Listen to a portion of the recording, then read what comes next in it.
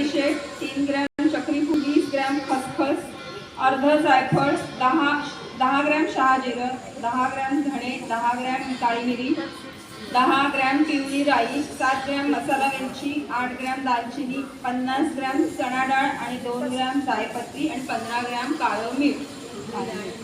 पिवळी राई म्हणजे राईसारखी राई, फक्त पिवळा रंग असतो. येलो मस्टर्ड लोणच्यामध्ये राईची डाळ वापरतो, ही अख्खी पिवळ्या रंगाची. आता यातनं पिवळी राई, खसखस आणि जायफळ हे गॅस बंद करून भाजायचं आहे. बाकीचं गॅस चालू ठेवून आणि चणा डाळ भाजताना 2 ते 3 थेंब तेल वापरायचं. ती खरपूस भाजायची, त्याचा छान सुगंध येईपर्यंत. बाकीचे सगळे आयटम सुके भाजायचे आहेत. ठीक आहे. काळं मीठ आहे हो, पावडरमध्ये 9 ग्रॅम सुंठ पावडर आणि 15 ग्रॅम काळं मीठ आहे. काळं मीठ काळं नसतं, म्हणजे रंगाला काळं नसतं, लाईट पिंक कलरचं असतं, बेरी पिंक म्हणतो तसा रंगाचं असतं.